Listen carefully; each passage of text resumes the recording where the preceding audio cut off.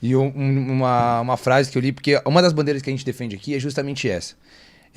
A gente é contra teorias bonitas. Porque hoje você abre o Instagram, a coisa mais fácil que você tem é ver uma teoria bonita e quando você coloca em prática não funciona. Sabe que o Karnal fala, só te cortando, o Karnal Pode fala ir. uma coisa sensacional. Ele fala que depois que todo mundo comprou, conseguiu criar uma conta no Instagram e ter um CPF, todo mundo virou especialista em alguma coisa, né? É verdade, exatamente. Mas sabe qual que é o principal problema que eu via disso? Por exemplo, o Kaká, a gente tem um nível de consciência que proporciona um discernimento ali, tipo assim, cara, isso aqui não faz sentido. Mas a maioria das pessoas não consegue ter esse discernimento do tipo assim, pô, será que funciona ou não? E aí a gente falou assim, cara, tem que ter alguém que levanta uma bandeira que fala assim, cara, isso aqui não funciona. Sim. Vamos conversar com pessoas que fizeram algo na prática para se funcionar como uma espécie de um filtro. Então a gente funciona aqui como uma espécie de filtro, cara. A gente, antes de conversar com alguém, passa por uma série de pessoas que avalia resultado e o que a pessoa prega na internet mesmo, para ver se é algo que faz sentido com a gente. A gente não Total. se vende por audiência e dinheiro. Muita gente já mandou mensagem, pô, vamos bater um papo. Cara, a gente não acredita nesse tipo de resultado, a gente não conversa. Porque senão, daqui a pouco, a gente prega uma coisa e a gente acaba se vendendo por aquilo que a gente falou que a Totalmente. gente era contra. Aí você vai contra os seus valores, aí você quebra princípios, porque aí se você não se une a pessoas que não têm o mesmo propósito que você, de que adianta trazer aqui somente por audiência, né? Somente por resultados? É isso que as pessoas Exatamente. fazem hoje, cara. Elas se vendem por números, né? Por que que o Instagram tirou hoje as visualizações, né, em boa parte do mundo, principalmente nos Estados Unidos? Porque crianças estavam tirando a própria vida por não serem pessoas populares nas redes sociais. Uau. Então começaram a crianças a gerar depressão através disso. Por exemplo, meu filho tem uma regra. Lá em casa ele só usa o telefone, ele tem um celular dele, tem 8 anos, ele tem um celular dele, mas o celular dele só tem o YouTube Kids, né, e o joguinho que ele gosta. Ele só pode jogar 1 hora por dia no sábado e 1 hora no domingo. Se ele vai queimar 1 hora direto, ininterrupto, é problema dele. Acabou a hora, o aplicativo automaticamente fecha, porque ele é programado, né? E ele não consegue mais usar o telefone.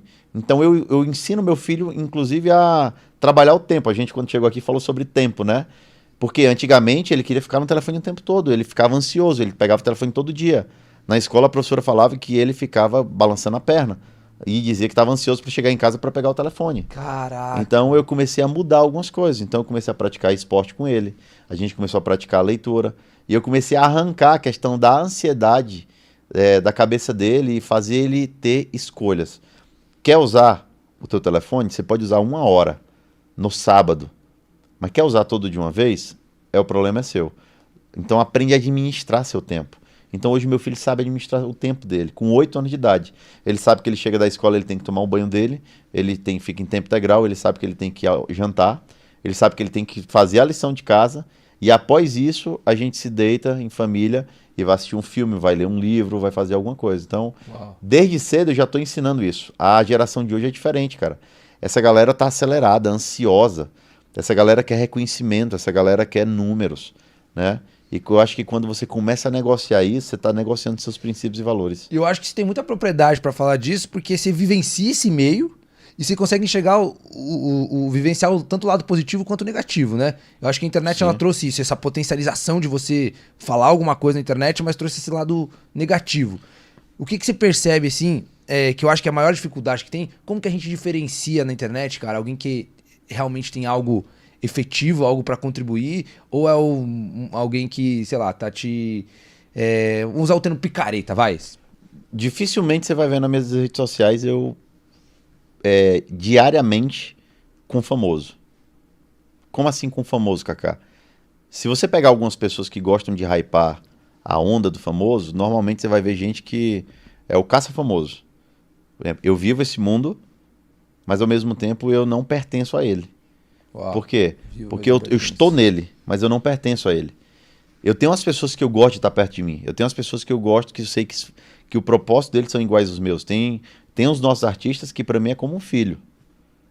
Tem pessoas que eu conheço que não tem nada a ver com a nossa empresa, que fazem parte do nosso meio, mas que eu também não convivo porque eu não compactuo. Né? Não que eu seja melhor ou pior do que ninguém, mas são coisas que não fazem sentido em relação ao nosso propósito. Qual é o maior penhasco de qualquer artista, qualquer pessoa famosa, qualquer pessoa pública? O ego, a vaidade. Quando o ego e a vaidade começam a tomar conta da cabeça dessas pessoas, elas são capazes de vender qualquer coisa na rede social. uma vida fake, uma vida dupla. Uau. Elas começam a mostrar aquilo que elas não são, né? Eu falo que Alphaville é um lugar maravilhoso para se morar, né? Mas do jeito que tem pessoas boas, tem um bocado de bandido aqui também, Muito. que começa a vender mentira e você vai atrás dos resultados. Eu acho legal o nome do podcast, Forjando Resultados, né? Eu te desafio a trazer, eu te dou 10 nomes para trazer aqui e desafiar eles a mostrar resultados de alguma coisa e eles não vão ter o que mostrar. Porque são aquelas pessoas que vivem pautadas em enganar outras pessoas. Então eu acho que o grande diferencial do ser humano tá nisso, cara. É em você ver os resultados. Meu amigo, você tem realmente um histórico de resultado? Mostra o que você tem para falar.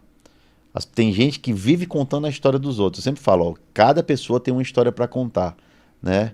Se inspire na história dos outros, mas aprenda a contar a sua própria história. Só que para você contar a sua própria história, você tem que ter resultado. Então mostra os resultados. E uma coisa que a gente começou a perceber é que a gente sempre tenta trazer coisas que acontecem muito comuns, de comportamento, de o lance do ego, e a gente tenta trazer isso para a analogia da Forge. Porque se realmente, qual que era a minha percepção? Se realmente isso é algo que abrange que é um princípio, independente se você acredita ou não, acontece. Então tem que ter uma explicação através da analogia. Sim. E aí a gente ficou pensando muito tempo, cara, o que representa o ego na analogia? E olha só se faz sentido. O que é o ego? É quando a pessoa que é a ferramenta, ela acha que ela é mais importante que a obra. Perfeito, é isso aí. Quando a pessoa entende, ela acha que ela é imprescindível para a obra, cara, ela tá dominada pelo ego. Eu vou fazer um resumo do que você falou, pegando o gancho que você falou ali para mim, e resumo completamente sobre o ego. O ego é quando um martelo acha que pode construir um prédio. Uau. Ponto. Uau. Você falou para mim, cara, o martelo constrói um prédio? Impossível. Ele sozinho, ele tem que ter várias outras ferramentas, né? Exatamente. Resumindo, ninguém constrói nada sozinho. Ninguém constrói nada sozinho.